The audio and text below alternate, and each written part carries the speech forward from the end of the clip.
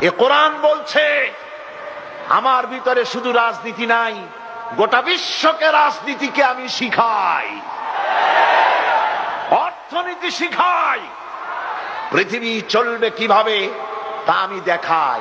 এই জন্য এই কোরআনের আসল মুফাসসির তো আমি নই, কোরআনের আসল মুফাসসির তো মাওলানা সিফাতুল্লাহ সাহেব নন, এর মুফাসসির তো মাওলানা আবুল কালাম আজাদ সাহেব নন, এর আসল মুফাসসির তো মাওলানা কামাল উদ্দিন জাফরি সাহেব নন।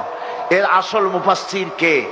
কোরআনের আসল মুফাসসির, জেনুইন অথেন্টিক ইন্টারপ্রেটার, আল্লাহর পক্ষ থেকে নিয়োগ প্রাপ্ত মূল মুফাসসির যিনি, মূল তরজমানুল কোরআন, কোরআনের ভাষ্যকার যিনি, তিনি হচ্ছেন সর্বকালের সর্বযুগের সর্বশ্রেষ্ঠ মহামানব বিশ্বনবী জনাবে মুহাম্মদ রাসূলুল্লাহ সাল্লাল্লাহু আলাইহি ওয়াসাল্লাম।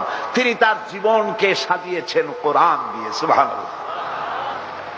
হযরত আয়েশা রাদিয়াল্লাহু তাআলা আনহার কাছে কয়েকজন সাহাবী প্রশ্ন করেছিলেন, হে রাসূল, হে আমার মা আয়েশা, রাসূলুল্লাহর চরিত্র সম্পর্কে, আখলাক সম্পর্কে আমাদেরকে কিছু শোনান। আমাদের মা উম্মুল মুমিনিন, সমস্ত বিশ্বাসীদের মা হযরতে আয়েশা বলেন, ও সাহাবীরা, তোমরা কি কোরআন পড়ো নাই?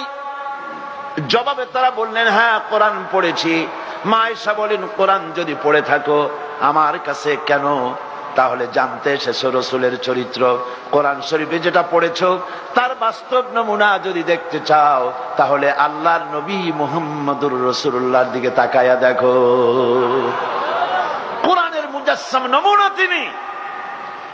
এই কোরআন হচ্ছে একটা থিওরি। কোরআন কি? থিওরি।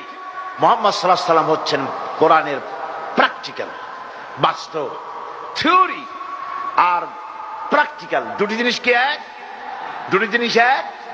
আমি যদি দৃষ্টান্তটা এভাবে দেই, কাগজের উপরে যদি আমি লিখি র দন্তেস্ব গয় ওকার লয় লয় আকার, কি হইল? কি হইল? আপনারা সকলে এখন এটার উপরে চাটা শুরু করেন। মিষ্টি লাগবে? আপনারা বলবেন যে আপনি একটা ফাঁকি দিচ্ছেন, এ মিষ্টি লাগবে কেন? ওটা তো আপনি লিখছেন, এর মধ্যে দুধ নাই, চিনি নেই। ঠিক আছে, আমি লিখলাম দুধ, চিনি, দুধের ছানা, চিনির শিরা, এলাচি, সুগন্ধি, গোলাপ পানি, যা যা বানায়, যা দিয়ে বানানো হয় সবটা লিখে দিলাম, কাগজটারে গোল বানাই দিলাম। এখন চষেন, মিষ্টি লাগবে? লাগবে না, কারণ আপনি থিওরি চুষতেছেন। কি চুষতেছেন? থিওরি। এটাকে যদি আমি সত্যি দুধ কিনা ছানা বানাইয়া চিনির শিরা